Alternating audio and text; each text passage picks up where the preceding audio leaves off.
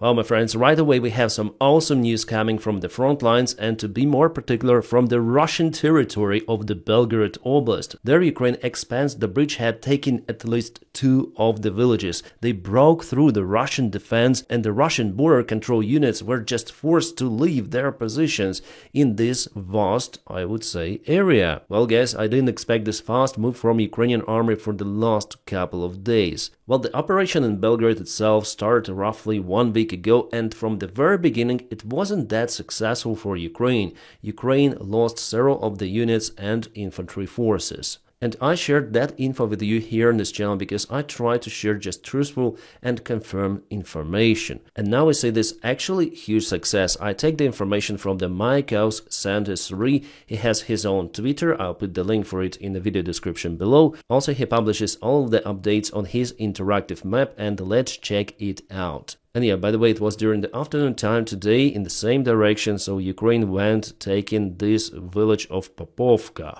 Whoo! So here on his Twitter you may find the link for his map. It is here, Mapa Ukraina. So here we have this map, and let's go to the Belgorod Oblast, Russian Federation, which is partially been taken by Ukraine. Now I would say for Russians it's not that easy to defend the ground there because the terrain there is pretty much difficult. You might see some of the forest spots, hills, rivers, so the place is perfect for the partisan war. And under the pressure, definitely Russians were forced to leave Popovka and Davydov. We have the report about it from the Russian channels themselves, and if it is not true, so usually they do not share this kind of the information. Then they tell they retreat. They retreat. Here we have the confirmation, so you can click on this article and check out the real evidence of the presence of the Ukrainian army. It was located with coordinates, geolocated, so the information about the case has been collected using evidence, and the reports mostly coming from the Russian side. Ukraine is more or less calm with its offensive to Belgorod. Ukrainian officials want to make the informational field silent, at least for now, as it was, for example, with the Kursk operation. Let's go back to this map, and you can see that Russia tries to also target Ukrainian positions here. We may judge that there is the exchange of the fire, and maybe Ukraine is not controlling this street, but it's already in a gray zone. And Russian infantry is probably hiding somewhere here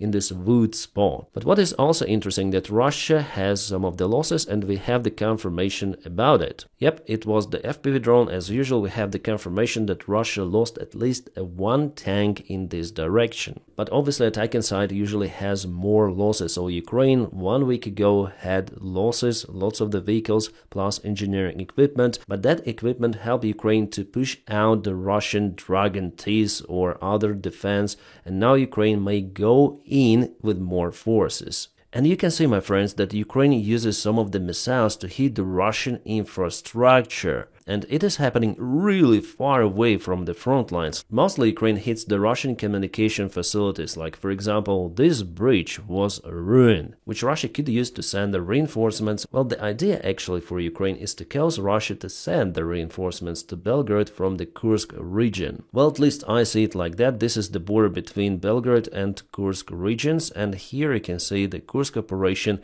is very close to the place where Ukraine started one more offensive. And guys, in this part of the video, which is very important for me because Ground News is the sponsor of my channel, consistent and very supportive to the job that I do, so I can continue my updates with your support, with their support. But nevertheless, this product is just awesome. Every morning I check the information coming from the Ground News, which is very relevant. Subscribe for the Ground News using my personal link. It's ground.news/Dennis. So breaking news, what is happening in the world and in Ukraine, you may find over here. So usually here you have hot topics. By the way, we're gonna speak about this one because it is true cringe, but I always check Ukraine war because they have a dedicated chapter for it. And all of the information coming from the news around is presented over here. For example, today there were negotiations between Ukraine and Russia, which lasted for almost 11 hours. And you may click on it, you may see how many of the news sources, wow, oh my god, 388 sources report about this case, which is crazy. So world is definitely concentrated on the Ukrainian topic. Here you have all of the news agencies, all of the news reports you may find on the left, factuality report, which is high. Yeah, personally I think that those talks are basically for nothing, but you may read out more details about the case because I know already that Russia demanded for Ukraine to give up the territories of Kherson and Zaporizhia oblasts fully. And Donetsk, Luhansk as well. I wonder about Kharkiv because Russia also attacked the Kharkiv Oblast of Ukraine. So let's check out the Moscow Times. It's the independent source, so it doesn't belong to the Russian government, so it's the Russian, let's say, opposition source. And they have already reported about the Russian crazy demands. It was understandable for me that Russians would come out with their demands only. They're there not for peace, but to continue the war, unfortunately. So guys, if you want to be updated about the news happening around the world and in Ukraine as well, subscribe for the Ground News using my personal link. It's ground.news/Dennis, or scan the QR code available on the screen. Ground News is not the media corporation or something. No, it's the small team of professionals, and they rely on our subscriptions. And by supporting the Ground News, you also support the job that I do here on my YouTube channel. Ground News, thank you so much for sponsoring this video. And now let's go back to our military map. So here, if we click on this link, you'll see that Ukraine is using the Himars rocket artillery systems quite far away also from the front lines. So the evidence was presented. Some of the Russian forces were hurt there quite a lot, but we have some of the breaking, devastating for Russian aviation news. Russia lost 4 of the helicopters. I understand that I've told you about it yesterday, but the information back then happened without any evidence. Well, we have the evidence today. This video was filmed by Ukrainian drone, and here are 2 of the Russian Mi-8 transport helicopters, and those 2 are the Russian attack K-52 helicopters. Those Russian helicopters were based outside the military airfield, just in the field, and there are some of the traces from the vehicles. So something is being delivered to those helicopters many of the times, so it was their temporary base. From what I understood, the Russian transport helicopters were delivering some of the small sabotage groups and ammunition plus supplies closer to the front lines in Belgorod. And they've been backed by K-52 helicopters. It's the usual story for Russian organizations of their helicopter fleet. You have attack and transport helicopters working together. But nevertheless, it didn't help. You may see 2 of the helicopters and the Himars shell kabooms just nearby. Many of the shells actually, and you may say, oh Dennis, they missed the helicopters, but no. The Himars shell is very devastating. There are more than 100,000, maybe 180,000 small particles of tungsten shrapnel which hits and penetrates everything around. And you know, those helicopters, they have a very thin aluminum skin which is easily penetrated by everything. So for sure those helicopters absolutely no go, as well as on the bottom here. So Russia lost 4 of the helicopters, and we have the evidence of it, which is great. Usually we do not obtain such precise details, but here luckily, yes, we have the confirmation. It is pretty much awesome. One of the most devastating days actually for the Russian helicopter aviation. And I personally think, guys, that it also could happen because of the American intelligence which United States still provide to Ukraine. Satellite images, some interception of the talks, it all played a great role here. I think after all it was a satellite which spotted unusual activity, those traces, helicopters, and also there is the question of what was inside of those helicopters. Was there infantry on board, were the pilots on board, or some of the supplies? Well, probably Russian military bloggers will tell us more after a while. Some of them definitely share even pictures and the actual hard information for them. And I wonder of how many of those helicopters Russia lost since the beginning of the war altogether. K-52 and Mi-8, dozens for sure. Half of the K-52 fleet was annihilated. Yeah, Russia still produces those, but they have problems in their production because they're under sanctions, and in K-52 they use a very critical and very precise equipment, which Russia cannot design and produce themselves. But you know, guys, those are not the only positive news which are coming from the front lines. For example, in Toretsk direction, Ukrainian 3rd Assault Brigade was capable to liberate 2 of the villages for a single day. Sherbinivka and Leonidivka were freed from the Russian occupiers, and we have the confirmation about it also from the drone cameras and from the 3rd Assault Brigade itself. Yeah, they like to use GoPro videos, and this area was geolocated. The presence of Ukrainian army has been confirmed. And that's how Russian soldiers surrendered to Ukrainians. This is the part of the big video which I cannot show you here, but probably will share on Telegram channel. So in a way, if Russians surrender here, the presence of Ukrainian army is spotted in this place. That's why we have the expansion of the gray zone too. Well, in Torres city itself there is a heavy fight. Russia has losses. Russians took this area under control, retook it again. But as you see, Ukraine used some of the bombers to bomb Russian positions. Yep, what they took was kaboom. So actually it was maybe even a trap for the Russian army in this particular industrial place. So then the Russian bots are saying, oh, Ukraine is losing the front lines, oh, Ukraine is running away. No. Actually, the Russian army is losing its advantage, even on Ukrainian front lines. They're just exhausted, but still somehow Putin wants to continue the war in Ukraine, which is nonsense as for me, but we have what we have. Ukraine would never ever agree on annexation of Zaporizhia, Kherson, Donetsk and Luhansk Oblast. There will be the fights for those 100%, but Russia wants Ukraine to voluntarily leave the positions. It is nonsense. And yes, guys, unfortunately I have to say about those crazy stupid idiots in the White House once again. For example, Davydov, who in his interview legitimized the annexation of the Ukrainian territory. He said that, oh, there was the referendum, so those are the Russian speakers saying so. He told that Russia has the right on those territories and those people who are living there, because actually more than 1 million, I guess 1,700,000 people live in those territories of those 4 regions which are not yet been annexed by the Russian military. Just on paper, then Russia put those territories in their constitution. I guess it happened for the first time in the human history. Then the other country annexes the other one on the paper only. And later on demands from the other country to surrender. Well, it's nonsense, political, military nonsense, which is coming from Russia only, but sometimes also from United States. For the 5th day continuously, the Russian Kavkazska oil pump station, which is located in Krasnodar, is smoking. The construction of this facility is basically you have lots of the reservoirs and there is the pipeline ongoing. So allegedly modified version of the Neptune Ukrainian missile hit one of the reservoirs, and with the help of those pipelines, fire just spread elsewhere. So every day new reservoir is on fire.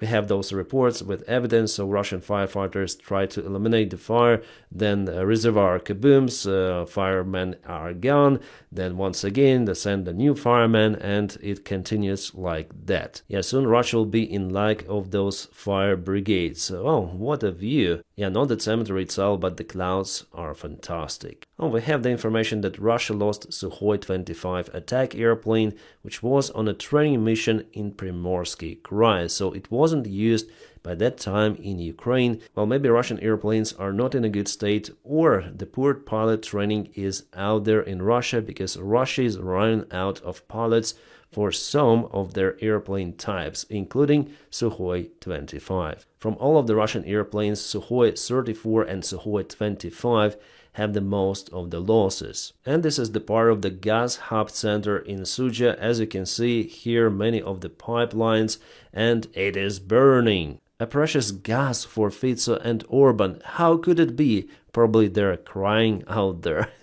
Well, actually, we're out of the particular information of who really kaboomed this facility, because as it was reported, the artillery was used. And by the time of the strike, Ukrainian forces were at this facility. It's a little outside from Suja, more to the south. Could it be a Russian provocation? Well, I would say yes, but probably a real truth we'll never find out. And Ukrainian officials told officially that Neptune missile, a secret weaponry, has already been used on the Russian facilities. Yeah, this is the Norwegian article, and they also say about their support for Ukraine that they increased it already by several of the times. Norway, you're just awesome, and thank you so much for your great support of Ukraine. And guys, let's go back to the ground news, because I want to speak about this really top story of the day, probably not just in the United States but globally. So Trump officials accidentally add journalists to Signal chat on Yemen strikes.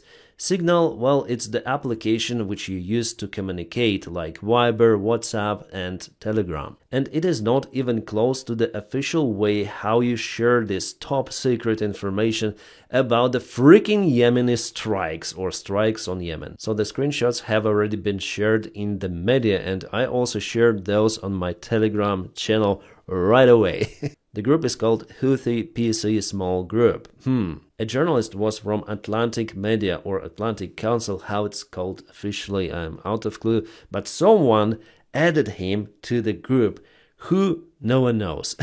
So what did they say there? Excellent, a good start, good job Pete and your team. The team is MAL, did a great job as well. Michael Waltz, MAR, whoever it is. Here we have John Ratcliffe. Pete Hexet says something embarrassing towards Europe, so he agrees with Mike that we are only ones on the planet who can do it, probably bomb Houthis, but Europe was involved before under Biden's administration and there were no problems with that. JD Vance said that if you think we should do it, let's go, I just hate bailing Europe out again. And they also wanted to minimize the risk for the Saudi oil facilities. They should have renamed this group for Haters of Europe.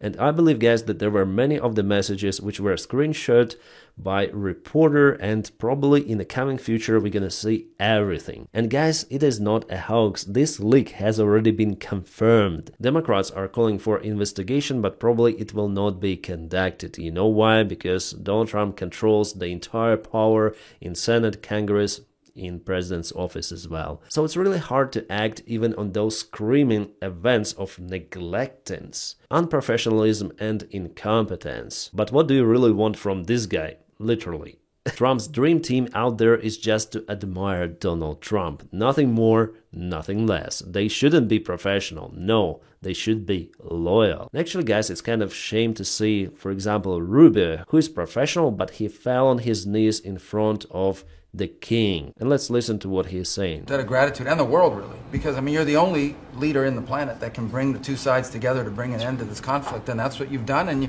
you've done it despite impediments from other countries and others who maybe have different opinions about how this should go. But ultimately, I think that the only chance we have for peace is through the president's leadership, and you've shown that, and we hope it'll bear fruit. And today will hopefully be one. Here he speaks about Russian-Ukrainian negotiations, and he praised Trump for everything. You are the leader of the world. Only you may save it, Donald, my Donald. And Donald Trump is listening from his pride from above. So yeah, very, very sad for you, Rubio. I didn't expect that, but it's the common vector of the Trump's dream team. They're leaking. I cannot say that on YouTube. But they're praising Trump more than Putin's team, actually. Trump, Trump, Trump. Our Trump, our God, you can hear it from elsewhere. So what is this if it is not a cult? And Donald Trump already answered the information about those leaked messages from Signal. He said that he doesn't know anything. It's the first time he heard something about it from the journalist. Yeah. The New York Times posted that for Russia, Trump has a lot to offer even without a Ukraine deal. Moscow sees economic and geopolitical benefits in Himars and President Trump's push for a ceasefire in Ukraine, but the Kremlin's war aims haven't shifted. Yes, they're just using Trump's pro-Russian rhetoric, Trump's pro-Russian orientation, his narcissistic behavior, so they manipulate with Donald Trump to achieve their own goals, and you see, they are successful actually. If Trump's fixer Davydov legitimizes the aggression of Russia and occupation, annexation of Ukrainian territories, Donald Trump 100% thinks the same because he wants to behave the same. He wants to annex Greenland at first, I guess, and then he will face towards Canada. So with ideas, imperialism, Trump absolutely equals Putin. That's why they're friends, as Davydov says. And what they want to do is just to create a deal between the United States and Russia. Ukraine here is just an obstacle, and Trump doesn't care about Ukraine, really. He wants it to be over, like this problem to go away, for him to make business as usual with Russia. If Russia occupies Ukrainian territories, it should be enough as well. Denmark, which controls Greenland, it's not doing its job and it's not being a good ally.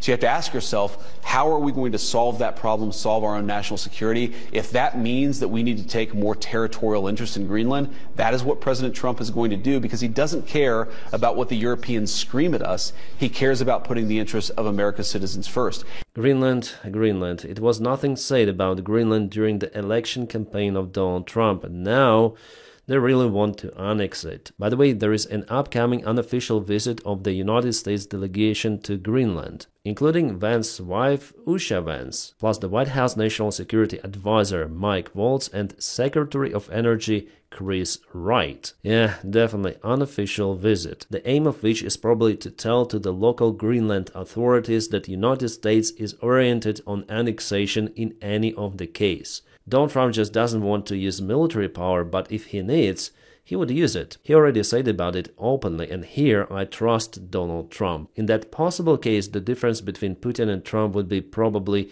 just hair and the language they speak. Well, it seems like after all, the military intervention to Greenland is the second option for Donald Trump. The first step is definitely to convince or bribe Greenland authorities to proclaim independence. The idea is similar to what Putin had done in Crimea. Firstly, this peninsula proclaimed its independence, yes, with intervention of the military, and only after it there was an illegal referendum announced to join the Russian Federation, which Russia just used to annex Ukrainian territory. So Usha Vance's visit is the variant number one now. If it is not successful, Trump will send his army. And guys, I'm 100% sure about it. But in that case, we may write off NATO completely, or it will become just a local European security alliance. And because the United States starts to behave like Russia, countries are looking for solutions to secure themselves, and the only solution without America protecting many of its allies is to obtain nuclear weaponry. The Financial Times article came out with that Trump steers fears of a new nuclear arms race, telling that potential nuclear club may rise up to 20 countries. Well, in that case, I think that Ukraine should be one of those countries, because for Ukraine it's the most crucial. But in general, if we speak about uncontrolled nuclear weaponry expansion,